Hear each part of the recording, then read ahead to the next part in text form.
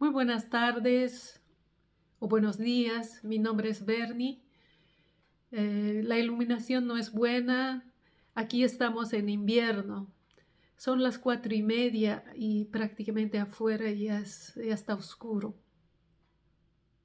Y estuve buscando el lugar más iluminado donde hacer este video. Bueno, hoy quería poner a consideración de que la vida en las ciudades, así como vivimos, no es sostenible.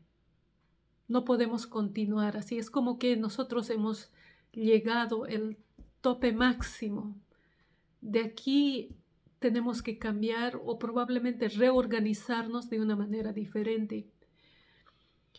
Y antiguamente habían pueblos que sabían la manera de vivir en muchas culturas alrededor del mundo, la manera de vivir de manera sostenible. Y una de estas culturas son los ayllus de la cultura inca. No porque yo pertenezca a esta cultura, sino simplemente yo veo que cada uno producía, nadie vivía a expensas de otros. Y todo lo que voy a decir, yo creo que muchos lo sabemos, simplemente voy a hacer como una recapitulación y también pensando principalmente desde mi experiencia muchas cosas sobre Bolivia y Perú, que son países hermanos que tienen problemas muy similares. Mucho se ha dicho sobre la cultura inca. Hay un montón de historias totalmente contradictorias. Sucede que estas historias han sido inventadas y muchas veces escritas por gente que no conoce la cultura, así como la mía es inventada, ¿no? En base a lo que he escuchado de mis papás, de mis abuelos, a pesar de que eh, con el tiempo las costumbres, cómo vivían estas culturas, ha sido completamente destruida. Hay costumbres que han sobrevivido y como de chiquita he podido presenciar estas costumbres, ¿no? De ver cómo se vivía. Los años eran un grupo de personas bastante grandes. Si bien había familias enteras dentro del ayllu, mucha gente no era necesariamente familias de sangre, pero actuaban como tal. Nadie estaba completamente descuidado, abandonado a su suerte. Por ejemplo, las personas mayores se les consideraba sabios y sabias. Se les tenía muchísimo respeto. Eso se nos enseñaba desde chiquitos en las comunidades. Decir tío y tía era la manera de que teníamos que saludar a ellos. Y dentro del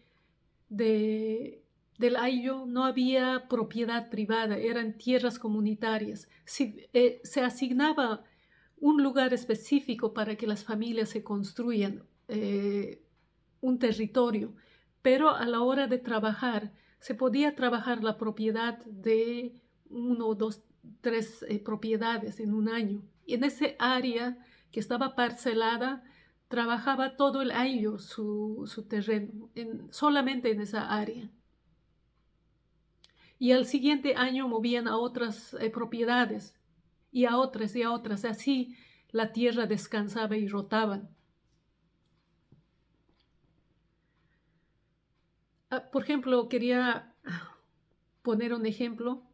Las personas mayores que ya no podían producir, eh, no solamente estaba a cargo de sus hijos, sino de toda la comunidad. Yo recuerdo siempre que dentro de la comunidad había personas ya mayores que no podían ya trabajar la tierra o producir nada. Entonces ellos iban de casa en casa. Por ejemplo, yo recuerdo que cuando viajaba por alguna razón, mi papá y mi mamá no estaban, la abuelita de la familia, de la comunidad, venía a la casa y era como una segunda madre que nos estaba cuidando mientras nuestros padres estaban ausentes. Y por diversas razones la gente proveía, eran bien solicitados, se iban de casa en casa, ¿no?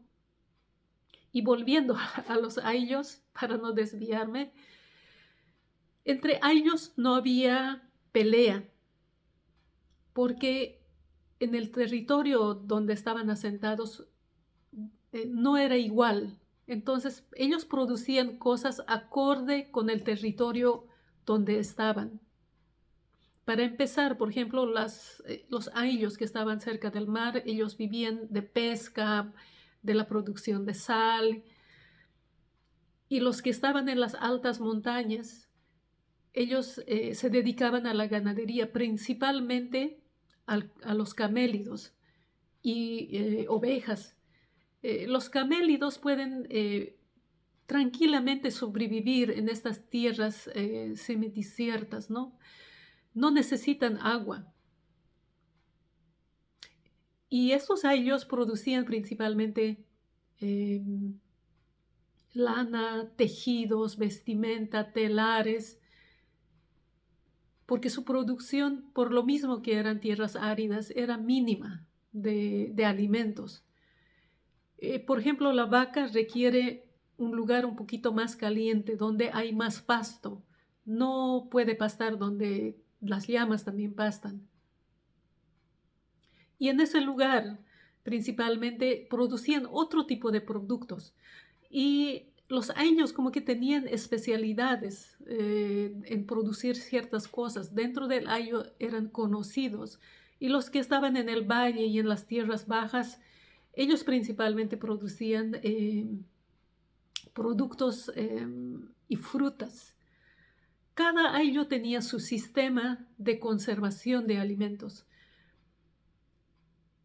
Por ejemplo, la papa deshidratada, los quesos secos, la carne seca.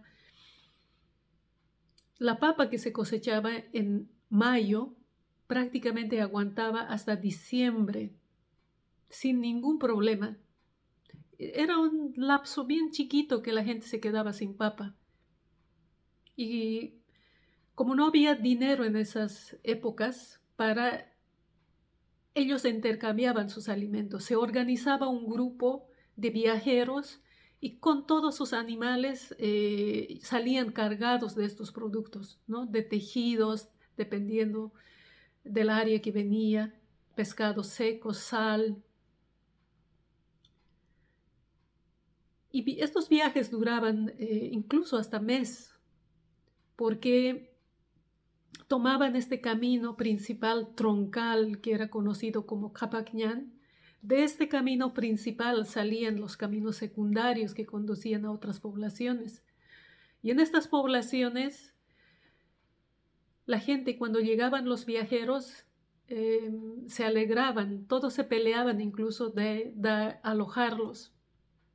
Y los productos que traían eran completamente apetecidos, o sea, muy apreciados por los otros pobladores, tanto como en estos pueblos andinos, los productos que había en las regiones bajas o valles eran igualmente apreciados y apetecidos.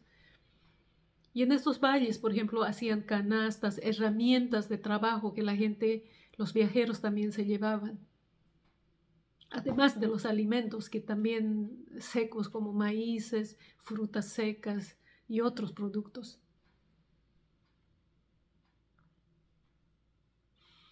A ver, espero no estar olvidándome algo de los ayllus. Bueno, esta forma de vivir se vino abajo cuando llegaron los europeos. Aquí quiero resaltar algo. Nosotros no estamos para juzgar el pasado.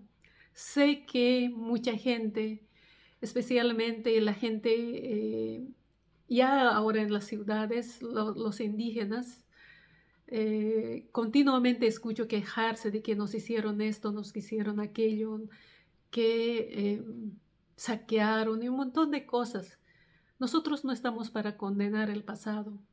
Uno, tenemos que tener en cuenta la reencarnación. Nosotros somos seres que tenemos años de evolución y no siempre nacemos en el mismo territorio.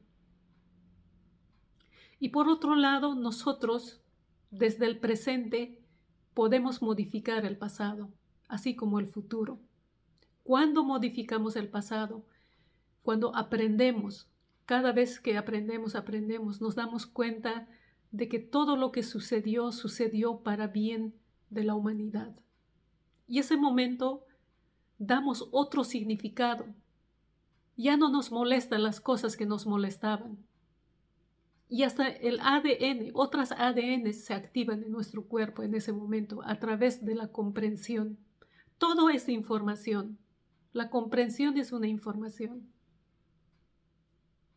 Y simplemente, si vamos a analizar el pasado, que sea desde un punto totalmente neutral, que no despierte en nosotros ningún tipo de resentimiento, enojo, nada. En ese periodo, como estaba diciendo, se vino abajo estas culturas. Como mucha gente dice, 500 años, siempre escucho decir esto.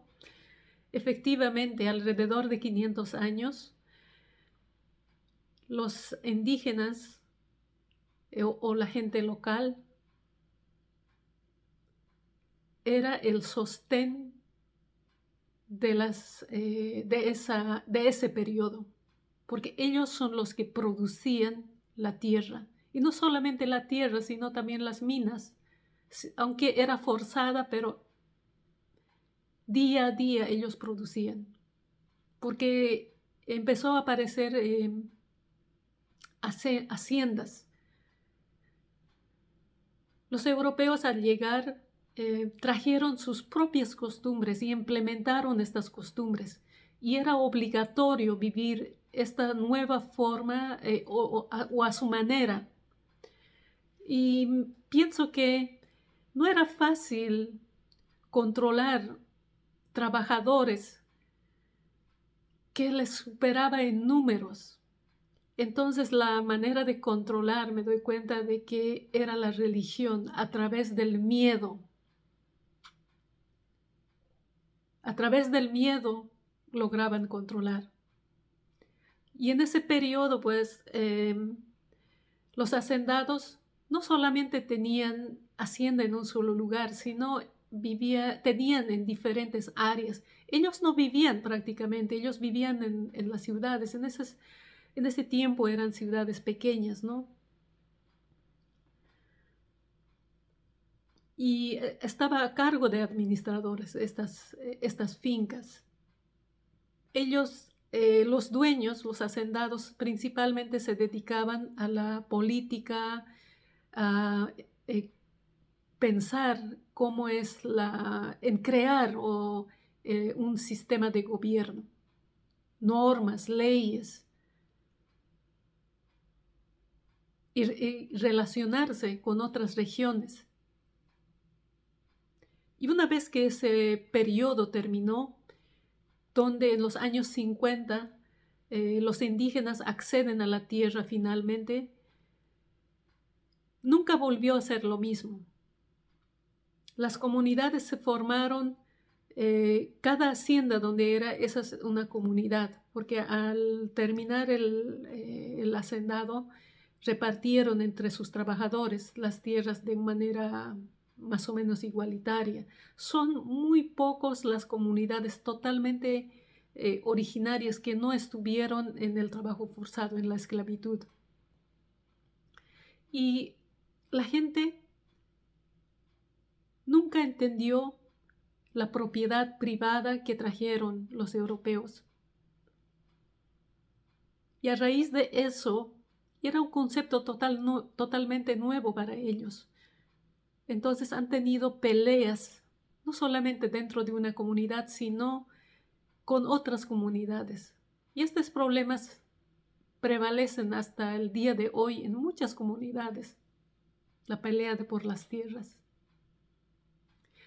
Y aquí, nuevamente, cuando acceden a la tierra, la cadena productiva, ese que había indicado de los ayllus, y tanto en el periodo donde de los 500 años era diferente y sufre un cambio radical en su forma, esa cadena productiva, porque entre nosotros estamos entrelazados. Unos hacen esto, otros hacen esto, y entre nosotros esos servicios giran.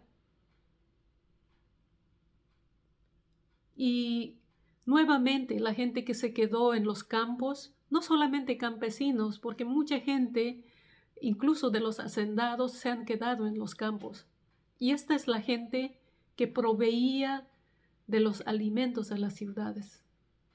Pero poco a poco ha empezado la migración de los campos hacia la ciudad. Y esta gente que migró no era gente calificada en ese tiempo para trabajar en el gobierno, en oficinas, ni nada. Entonces su manera de vivir era haciendo negocios. Ellos viajaban a los campos, traían alimentos, los vendían en la ciudad. Y ese número ha ido creciendo terriblemente con el tiempo. Y si bien la gente que hemos migrado, porque yo también estoy dentro de ese grupo, de manera voluntaria, nadie nos ha forzado. Pero también los de la ciudad han influido en esa migración, para que se dé esa migración masiva a las ciudades. ¿Cómo? Porque no había aprecio por los productores.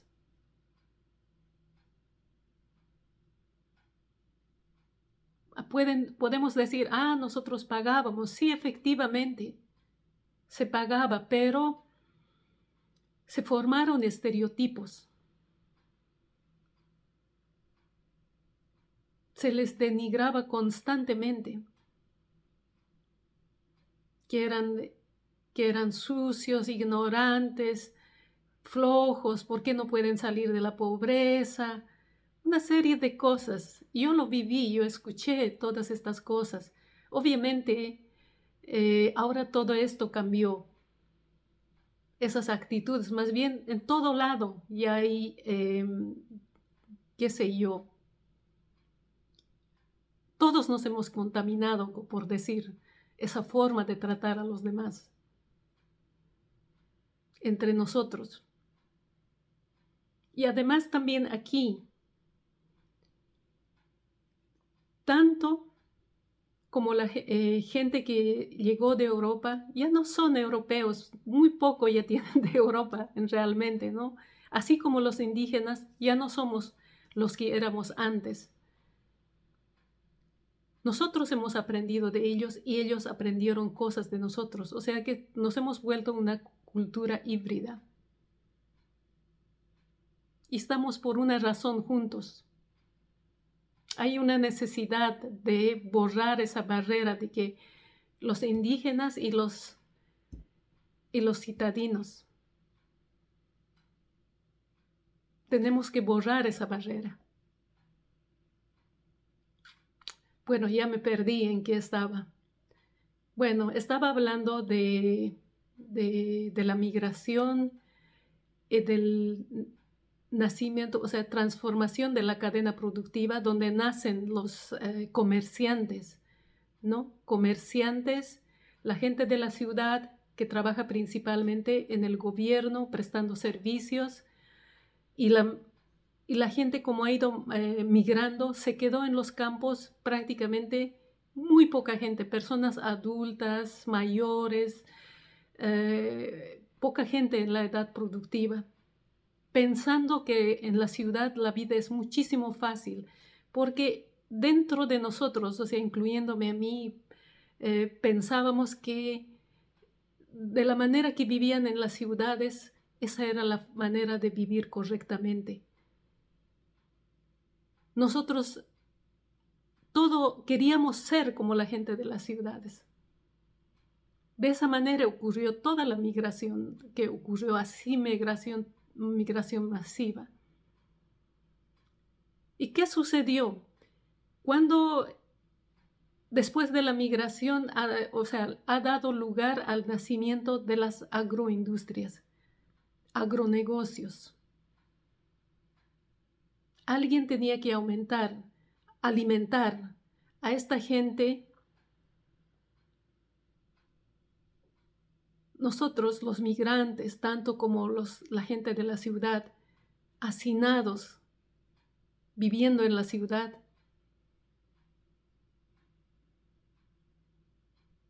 entonces, como las industrias tienen que producir alimentos a gran escala, fácilmente estos cultivos son atacados por plagas. Es un negocio bastante perecedero porque son además productos de corta duración, vulnerables, yo diría. Y para asegurar su producción, han empezado a utilizar agroquímicos. Y así nació también las agroindustrias, agroquímicos.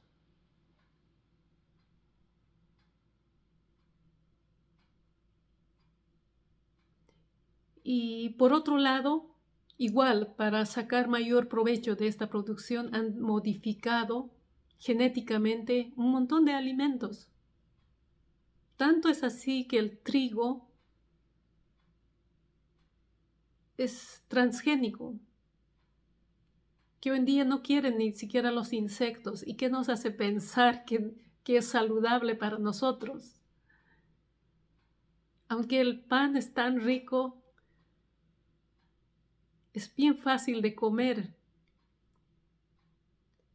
Y no solamente han combatido las plagas, sino también, por decir, un árbol de manzana que daba 30 manzanas, echan fertilizantes para obtener, para que sean más rentables, mayor cantidad de productos, un montón de químicos. Y en vez de 30 manzanas, de pronto obtienen 70, 100 manzanas, y no solamente en cantidad, también en tamaño. Además de que la mano humana es muy lenta y además costosa para estas industrias.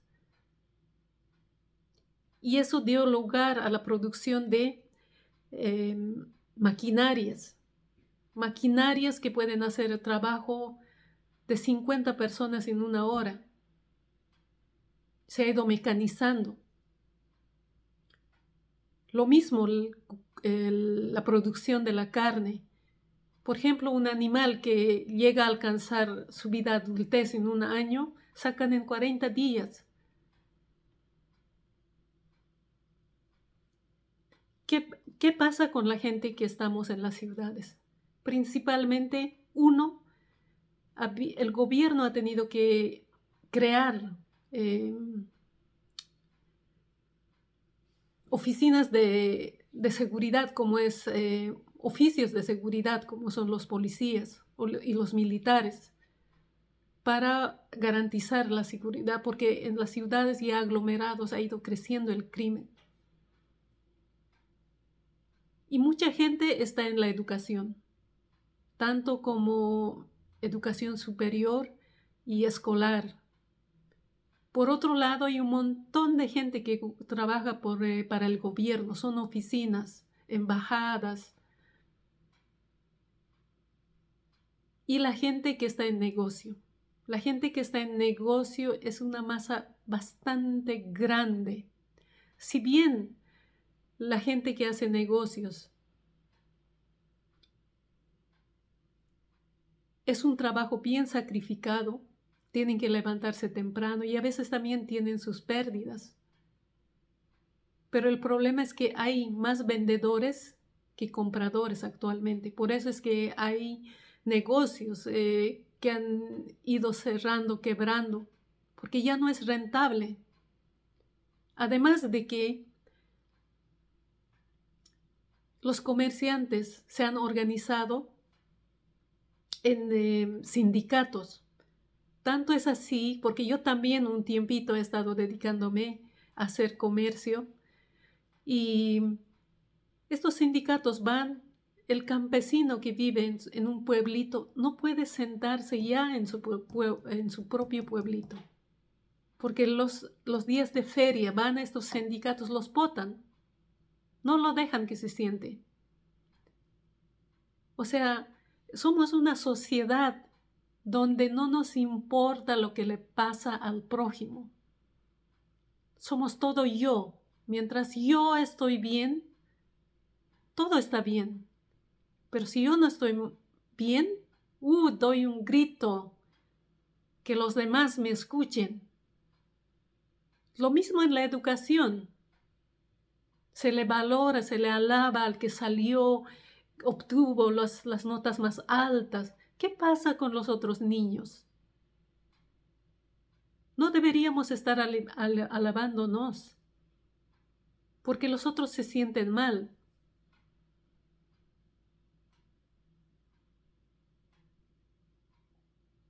Sino siempre actuar, a mi parecer, eso parece una arrogancia y es algo que ni yo misma me daba cuenta porque siempre he estado en ese afán de ser mejor que el otro.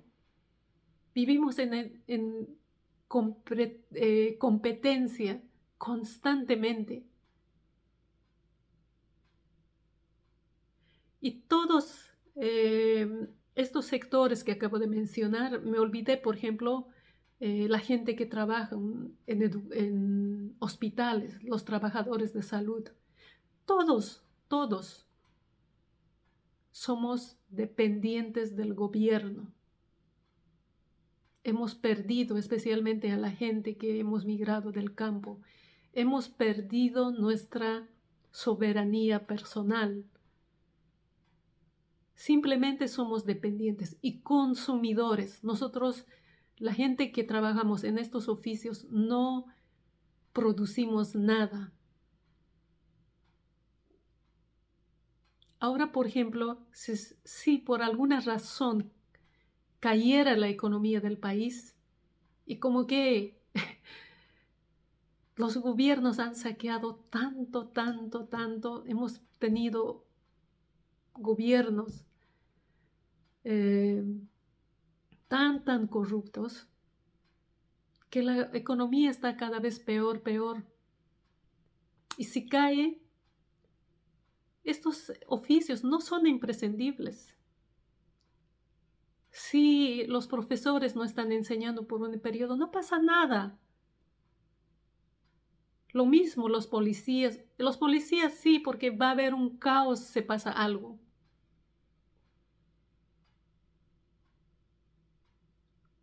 ¿Qué es lo que nos va a hacer falta? Los alimentos. Unos pocos días nomás que caiga el internet o que no haya electricidad. Va a haber caos en las ciudades.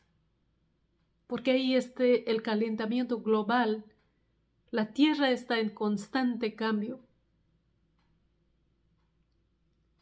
Desde hace años voy escuchando de que se está revertiendo los polos. Hay gente que dice sí, hay gente que no, pero como que cada vez tengo inclinación a creer de que sí, efectivamente el polo de la Tierra se está revertiendo.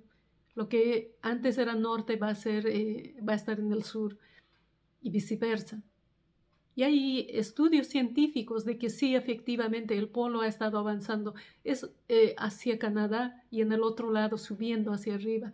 Y eso explicaría las razones por qué este cambio repentino de comportamiento del tiempo se está dando.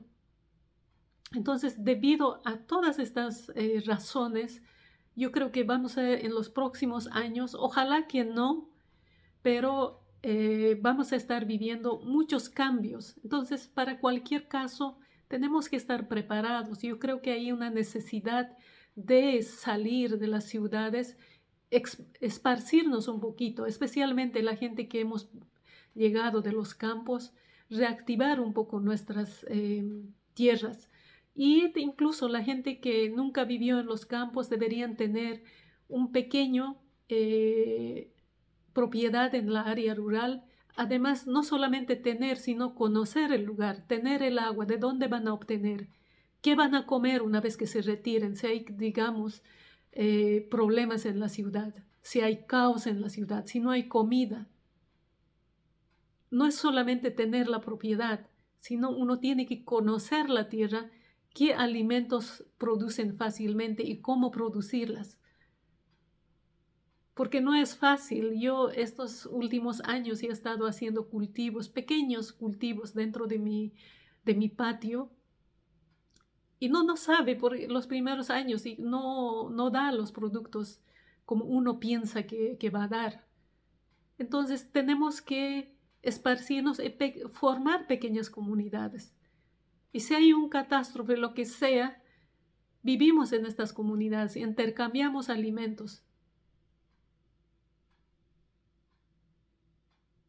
Y incluso ahora mismo todos deberíamos tener agua y alimentos por lo menos como para un mes, de que si no hay alimentos tenemos podemos vivir tranquilamente utilizando nuestra reserva. Todo lo que digo, lo digo desde mi corazón, viendo todos los cambios que están ocurriendo actualmente. No con el afán de criticar a nadie, porque yo también soy parte de esa sociedad. Y sin forzar a nadie. Este es opcional. Hay gente que no, un montón de gente que no va a estar de acuerdo, algunos tal vez quizá, pero no importa. Simplemente quiero poner a la mesa lo que nace de mi corazón. Y si es que me han seguido hasta este punto, muchísimas gracias. Los quiero un montón.